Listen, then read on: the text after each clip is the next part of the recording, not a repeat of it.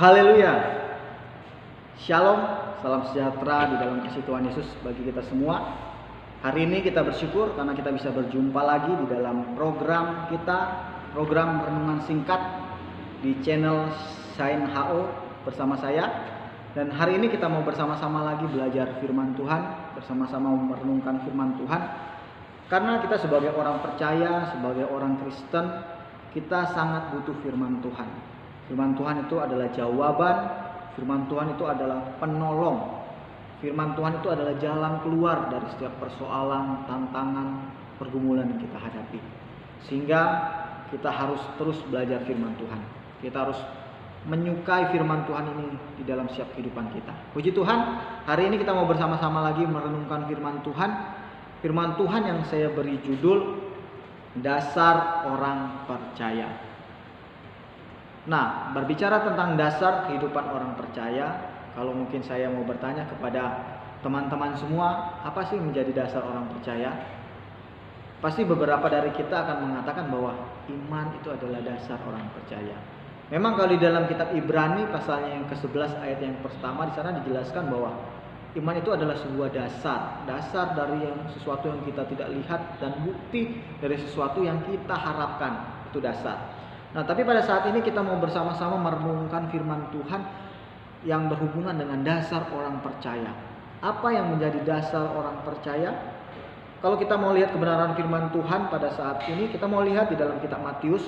Matius pasal yang ke-7 ayat yang ke-24 sampai ayat yang ke-27. Kita akan lihat di dalam kitab Matius pasal yang ke-7 ayat yang ke-24 sampai ayat yang ke-27.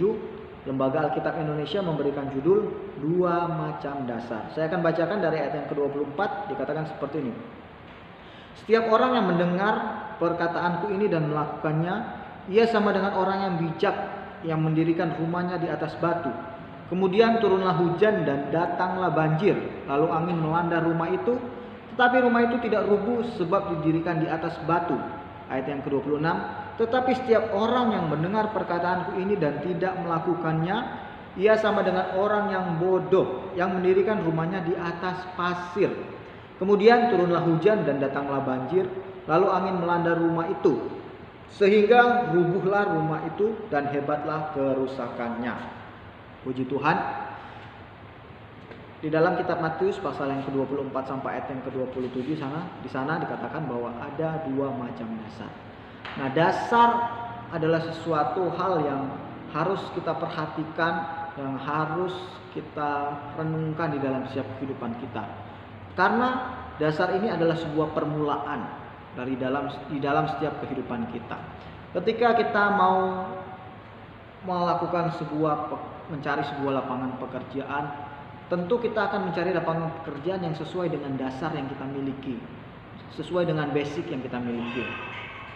Ketika kita akan bekerja di sebuah perusahaan, contohnya perusahaan otomotif, nah tentu basic yang harus kita miliki adalah sebuah dasar yang berhubungan dengan otomotif.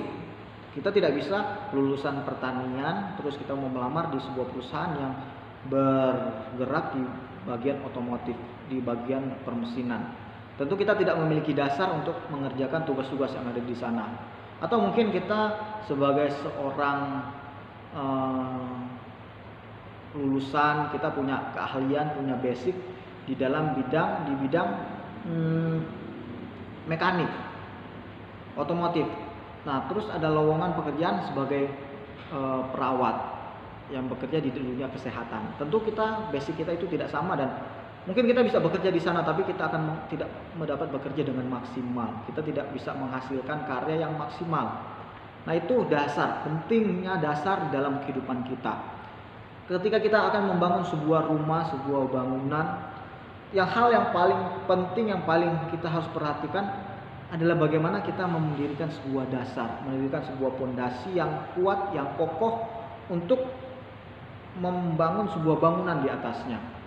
Kalau kita saya pernah melihat beberapa video tentang penghancuran beberapa bangunan besar. Bangunan yang puluhan tingkat itu dirobohkan. Kenapa dirobohkan? Karena ternyata ada sebuah masalah di fondasi. Dasar yang mereka bangun itu tidak baik, tidak sesuai dengan syarat dari sebuah bangunan yang besar tersebut. Akhirnya mereka mengalami kerugian yang sangat besar karena mereka membangun bangunannya megah, mewah, tapi dasarnya tidak kuat. Dan banyak kasus-kasus seperti itu. Nah, di dalam setiap kehidupan kita sebagai orang percaya, sebagai anak Tuhan, sebagai orang Kristen, dasar adalah sesuatu hal yang sangat penting kita perhatikan di dalam setiap kehidupan kita. Apa yang menjadi dasar yang harus kita perhatikan? Di dalam Matius pasal yang ke-7 dari ayat yang ke-24 sampai ayat yang ke-27, di sana jelas dikatakan bahwa orang percaya, anak Tuhan harus mempunyai dasar yang benar, dasar yang kuat. Dasar yang kuat itu dasar yang seperti apa? Firman Tuhan jelas mengatakan bahwa menjadi pendengar firman Tuhan dan menjadi pelaku firman Tuhan. Nah, saat ini kita mau melihat dua macam dasar. Dasar orang percaya, dasar anak Tuhan yang mendirikan bangunannya di atas dasar pasir. Orang percaya yang mendasari hidupnya mungkin dengar firman Tuhan, tapi tidak melakukan firman Tuhan. Dasar orang percaya yang benar, mendengar dan melakukan. Dasar yang tidak benar, dasar yang tidak kuat adalah mendengar tapi tidak melakukan. Nah, kalau di dalam Matius pasal yang ke-7 di sini dikatakan seperti ini. Tetapi kita akan melihat dulu orang Kristen yang berada di dasar yang tidak benar. Dikatakan seperti ini. Tetapi setiap orang yang mendengar perkataanku ini, dia dengar firman Tuhan, dia orang Kristen. Dikatakannya. Tetapi setiap orang yang mendengar perkataanku ini dan tidak melakukannya, dia orang Kristen, dia dengar firman Tuhan, tapi dikatakan dia tidak melakukan firman Tuhan. Dikatakan apa lagi? Dia sama dengan orang yang bodoh. Orang Kristen yang dengar firman Tuhan, tidak lakukan firman Tuhan, dikatakan dia adalah orang yang bodoh, yang mendirikan rumahnya di atas pasir. Akibatnya apa? Ayat yang ke-27. Kemudian turunlah hujan dan datanglah banjir, lalu angin melanda rumah itu, sehingga rubuhlah rumah itu dan hebatlah kerusakannya.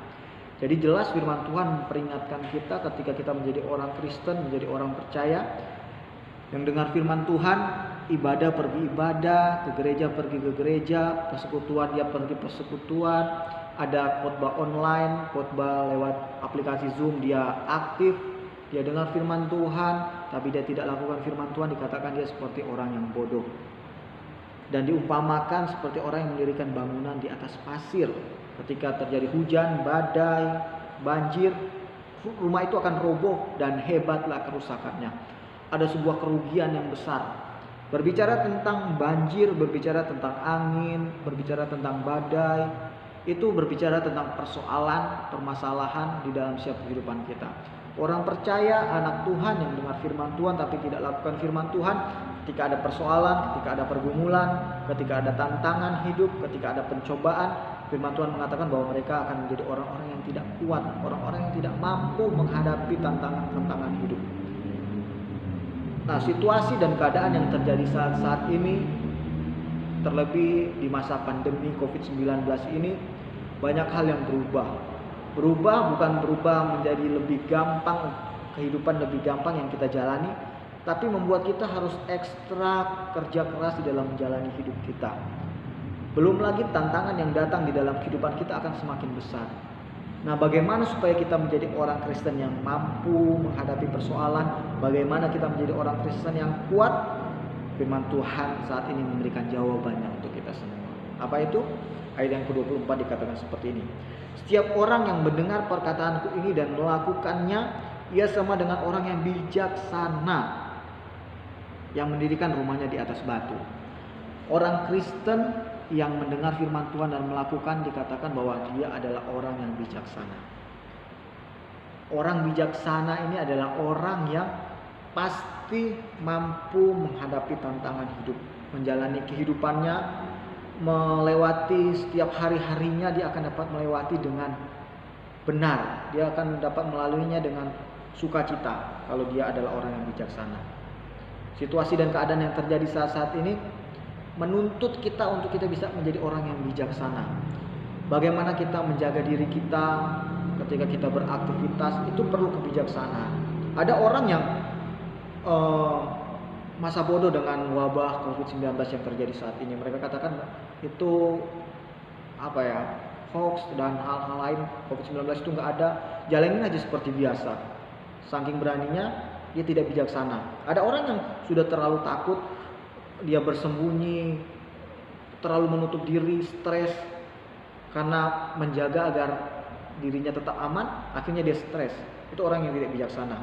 Tapi kalau kita dengar firman Tuhan, kita lakukan firman Tuhan, kita akan menjadi orang yang bijaksana di dalam menghadapi situasi-situasi, keadaan-keadaan yang terjadi di sekitar kita, di keluarga kita, di pekerjaan kita bisa menjadi orang yang bijaksana.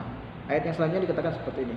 Kemudian turunlah hujan dan datanglah banjir, lalu angin melanda rumah itu, tetapi rumah itu tidak rubuh sebab didirikan di atas batu.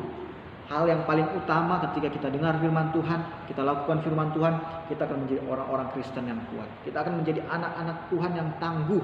Kita akan menjadi anak-anak Tuhan yang powerful. Tantangan seperti apapun, persoalan seperti apapun datang di dalam hidup kita, kita akan mampu menghadapinya. Akan ada perbedaan antara orang yang mengandalkan Tuhan dan orang yang tidak mengandalkan Tuhan. Akan ada perbedaan antara orang yang percaya kepada Tuhan dan orang yang tidak percaya kepada Tuhan. Akan ada perbedaan antara orang yang melakukan firman Tuhan dan orang yang tidak melakukan firman Tuhan. Firman Tuhan saat ini jelas mengingatkan kita bahwa kalau kita mau kuat, kalau kita mau tangguh, kalau kita mau menjadi orang yang bijaksana, kita lakukan firman Tuhan. Persoalan apa yang kita hadapi saat ini? Pergumulan apa yang sedang kita hadapi saat ini? Firman Tuhan mau mengingatkan kita, terus lakukan firman Tuhan di dalam hidup kita. Maka kita akan melihat bagaimana pertolongan Tuhan, kita akan melihat bagaimana kekuatan daripada Tuhan berikan di dalam setiap kehidupan kita. Tuhan memberkati kita semua, biar dengan firman Tuhan saat ini dapat menguatkan iman percaya kita, dapat menegur kita, dapat menasihati kita. Mari, step by step, langkah demi langkah, kita lakukan firman Tuhan di dalam setiap kehidupan kita. Maka kita akan menjadi orang-orang yang kuat. Tuhan memberkati kita semua. Amin.